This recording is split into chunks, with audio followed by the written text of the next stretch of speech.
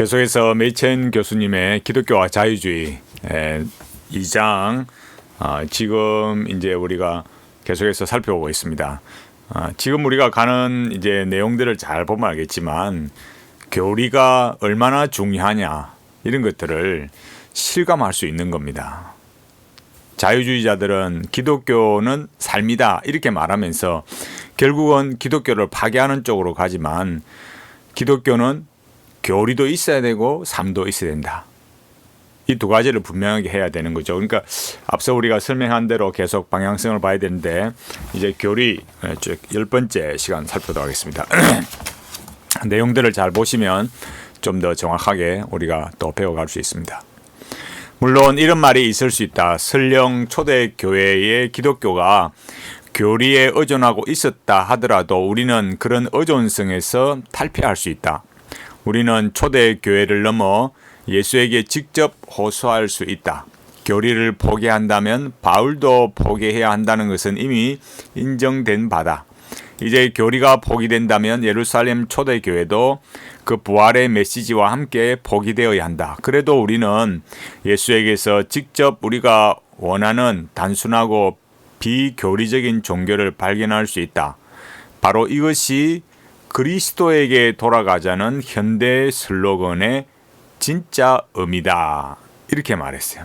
그러니까 그 시작에 있어서 어떤 의도를 가지고 있는가 이런 걸 잘 봐야 된다는 거예요. 그 다음에 이어서 보면은 내용을 좀 더 잘 알 수 있습니다. 우리는 정말로 그런 발걸음을 떼어야 할까? 그것은 참으로 기이한 발걸음이 아닐 수 없다. 한 위대한 종교가 그리스도의 구속 사역의 메시지로부터 힘을 얻었다. 그 메시지 없이는 예수와 그의 제자들은 곧 잊혀질 것이다. 그 동일한 메시지와 의미가 수세기 동안 기독교의 심장이요 영혼이었다. 그런데도 지금 우리는 수세기 동안 줄곧 기독교에 힘을 주었던 그것이 실책이었다고 그 운동을 시작한 사람들이 그들 스승의 삶과 일의 의미를 철저하게 오해했다고, 따라서 그 처음 실수를 우리 현대인들이 알아차려야 한다고 요구받고 있다. 설령 이런 관점이 정당하다 하더라도 예수님 자신이 현대 자유주의 신학과 같은 종교를 가르쳤다 하더라도 그런 종교가 기독교라고 불릴 자격이 있는지는 여전히 의문이다. 그러니까 이 말은 사복음서에서 우리가 배우는 그 복음서의 메시지, 복음의 내용과 여기서 메시지를 했으니까 뭐 우리가 유진 피터슨의 메시지 이런 거하고는 다른 겁니다. 그러니까 메시지와 그 말씀과 그 교리가 분명히 아무리 저 현대 자유주의자들이 뭐라 해도 분명히 그 말씀과 교리가 살아있기 때문에 그걸 벗어나면 그게 무슨 기독교이겠느냐 이걸 말하는 거죠.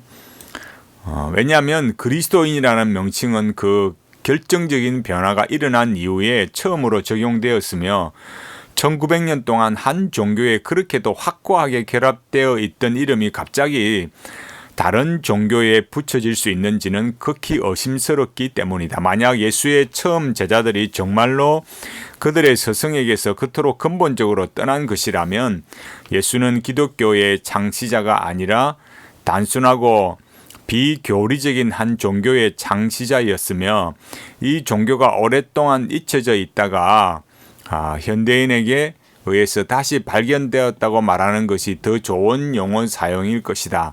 다만 그럴지라도 자유주의 신학과 기독교의 대비는 여전히 드러날 것이다. 그러니까 예수님의 어떤 우리가 알고 있는 예수님의 그 메시지와 사도들의 메시지가, 그 제자들의 메시지가 다른 게 아니라는 거예요.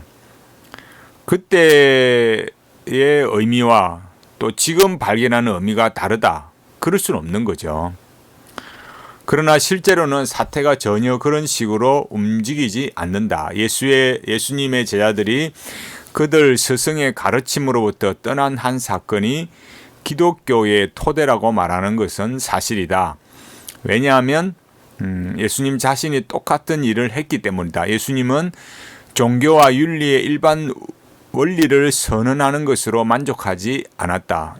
예수님을 현명한 행동 원칙을 가르친 공자와 같은 현자로 그리는 그림은 웰즈를 만족시킬 수는 있겠지만 그런 자유주의 신학이 볼 때는 하나의 공자나 예수님이나 그런 윤리, 도덕의 어떤 행동의 원칙 그런 면에서는 말하는 것은 자유주의 신학자들에게나 협족한 일이지만 실제는 그렇지 않다는 거죠. 그런 역사의 문제를 가볍게 처리해버린다. 역사를 진지하게 연구하기 시작하면 즉시 사라져 버린다. 예수님은 여기 제가 자꾸 예수 나올 때 제가 조금 이 버벅거리는 거는 번역을 예수는 했기 때문에 앞에는 제가 그냥 읽었지만 예수님이라고 읽다 보니까 이게 조금 그래서 되는 거니까 양해하시기 바랍니다. 예수님은 회개하라 천국이 가까웠느니라고 말씀하셨다. 예수님께서 갈릴리에서 선포한 복음은 나라가 임한다는 내용으로 되어 있다. 그런데 예수님은 그 나라가 임하는 것을 하나의 사건으로 혹은 일련의 사건들로 취급했다. 예수님께서 그 나라를 또한 현재의 일로 간주한 것, 어떤 의미에서 이미 와 있는 것으로 설명한 것도 사실이다. 예수님의 말씀을 해석할 때 그의 선포의 이 측면을 도외시하면 제대로 해석할 수 없을 것이다. 그리고 그 나라가 임하는 것이 분명한 대이변을 수반한다는 또 다른 측면을 도외시해서도 안 된다. 만약 예수님께서 그 나라의 도래를 분명한 역사적 사건에 의존하는 것으로 간주했다면 그의 교훈은 예수님의 교훈은 결정적인 점에서 초대 교회의 교훈과 유사했다. 이렇게 말했어요. 그러니까 예수님께서 천국 복음을 전하실 때 회개하라 천국이 가까웠느니라 라고 이렇게 그 선포한 복음은 하나님의 나라가 임한다는 것인데 그것이 그냥 저 먼 미래의 일만이 아니고 이 현재의 일로 간주해서 이미 들어와 있다. 하나님의 나라가 이미 왔다. 이런 측면을 말하기 때문에 그 역사적 사건이다 이거죠. 그게 그냥 하나의 종교적인 일이고 관념적인 일이 아니라 실제로 역사 속에 하나님의 나라로 자리 잡고 있다. 이걸 말하고 있는 거예요. 그러니까 이런 말은 어떤 윤리 도덕적인 측면으로만 자유주의자들이 생각하는 것에 대한 쐐기를 박는 거죠.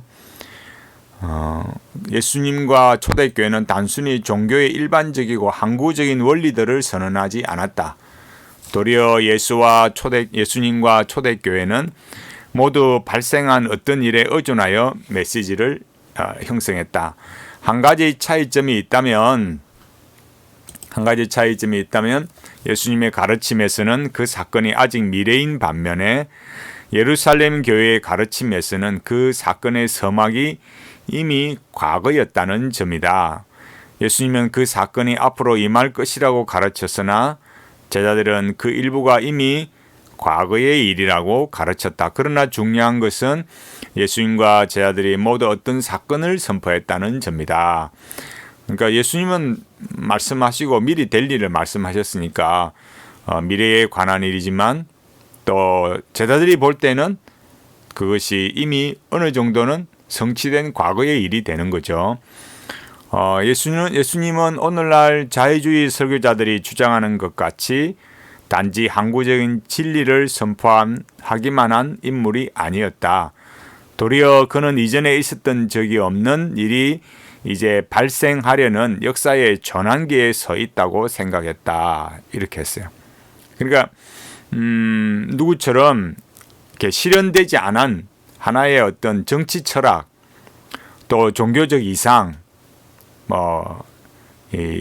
좀 신비주의적인 어떤 그런 원리들을 가르치고 또 아니면 이 자유주의자들 말하듯이 하나님을 아버지를 하면서 하나님의 사랑, 형제 이런 원리들만 말한 게 아니고 이 실제의 사건으로 이루어지는 현실이다 이거예요. 그게 하나님의 나라가 그렇게 임한다는 거예요. 그러나 예수님은 사건만을 선언한 것이 아니라 그 사건의 의미까지 선언했다. 우리 지난번에 봤잖아요. 사건은 뭐라 했습니까? 역사적인 거고 그 사건의 의미가 들어간 거는 뭐라고 했습니까? 교리다. 지금 이거를 은근히 말하고 있는 거죠. 다시. 당연히 사건이 발생한 다음에야 그 충만한 의미가 분명하게 드러날 것이다. 만약 예수님께서 한 사건을 선언하고 발생시키기 위해 온 것이 사실이라면 그들 스승의 지상 사역에 의해 그 사건이 준비되던 때보다 더 충분히 그 사건을 설명한 제자들은 예수님의 목표에서 떠난 것이 아니다. 그런데 예수님 자신이 비록 예언의 형태이긴 하지만 새 시대의 기초가 될 그 위대한 사건의 의미를 설명했다. 이랬어요. 그러니까 예수님께서는 그 사건에 대해서도 그 어떤 사건에 대해서 분명히 사건이 일어났고 그 사건에 대해서 또 의미도 말씀하셨다라는 거예요. 그러니까 역사도 있고 교리도 있다. 의미를 말했으니까 그걸 말해주는 거죠. 모든 복음서들에서 예수님의 말이라고 주장된 것이 실제로 예수님의 말이라면 그의 말이라면 그가 그 일을 장엄하게 수행했음이 확실하다. 비록 네 번째 복음서를 거부한다 하더라도 또한 가장 과격한 비평을 나머지 세 복음서에 적용한다 해도 예수님의 가르침에서 이 요소를 제거하기는 불가능할 것이다. 예수님 최후의 만찬에서 예수님의 말씀으로 돌려진 말씀, 그리고 마가복음 10장 45절의 발언은 인자가 온 것은 섬김을 받으려 함이 아니라 도리어 섬기려 하고 자기 목숨을 많은 사람의 대속물로 주려 함이니라. 이 발언은 실로 치열한 토론의 주제였다. 이런 말씀이 실제 예수님의 말씀이었다고 인정한다면 예수님에 대한 현대의 견해는 전혀 받아들일 수 없다. 어떤 비평 이론을 근거로 해도 그런 말씀을 제거하기가 어렵다. 하지만 지금 우리가 다루고 있는 문제는 이런 귀중한 말씀들의 진정성보다도 더욱 일반적인 어떤 것이다. 우리는 지금 예수님께서 항구적인 도덕 원리를 선언한 것으로 스스로 만족하지 않았음을 주목해야 한다. 그러니까 예수님께서 하신 말씀을 잘 보면 어떤 거냐 이거예요. 그러니까 예수님이 오셔서 그냥 어떤 원리만 말한 게 아니고 실제로 어떤 일을 행하신 거죠. 내가 대속물로 왔다. 많은 사람을 구원하기 위해서 내가 십자가에 죽을 거다. 역사적 사건을 예수님께서 일으키시고 그 일으킨 일에 대한 의미가 뭐냐? 이걸 지금 우리가 말하고 있다 이거죠. 그는 다가오고 있는 어떤 사건을 선언한 것이 확실하다. 또한 그 사건의 의미에 대한 아무 설명도 없이 그 사건을 선언하지 않은 것도 확실하다. 그러나 그가 사건의 의미를 설명했을 때 그 설명이 아무리 짧다 해도 그는 비교리적 종교 혹은 오직 영원한 원리만을 교리로 가르치는 종교와 분명한 역사적 사실의 의미에 뿌리를 둔 종교를 구분하는 선을 넘어간 것이다. 그는 오늘날 자신의 이름을 부정확하게 사용하는 철학적인 현대 자유주의 신학과 자신 사이에 큰 간격을 만들었다. 이렇게 말했어요. 이건 지금 우리가 지금 우리 여기 10번째로 살펴보는 이 내용은 뭐겠습니까? 예수님께서 어떤 원리, 그러니까 무슨 그게 사랑이든지 윤리든지 형제애든지 그런 어떤 원리만 말씀하신 것이 아니다. 예수님께서는 다가올 일을 말씀하셨다. 그 중에 하나가 마가복음 10장 45절 말씀처럼 십자가에 피 흘려 죽으심으로 대속물이 될 것을 하나의 역사를 말씀하시고 그리고 그 역사에 대한 의미를 말씀해 주셨다. 그래서 예수님의 그 사역을 말씀한 복음서나 또 그 제자들도 역시 같은 맥락 속에 같은 역사, 같은 교리, 그 같은 의미를 말하고 있으니까 저런 철학적인 현대 자유주의 신학과는 너무 다르다. 그러니까 이 메이첸 교수가 하고 싶은 말은 그런 자유주의 신학은 자꾸 원리만 말하니까 그는 기독교가 아니다 이거죠. 그러니까 그런 기독교가 아닌 그런 것들에 마음을 빼앗겨서는 안 된다. 그렇게 과거 2000년 동안 지켜온 기독교는 바로 예수님의 사건과 그 사건의 의미를 말한 교리가 확고했기 때문에 이 기독교가 지금까지 지켜줄 수 있었다. 그 얘기를 하고 있는 겁니다. 계속해서 살펴보겠습니다.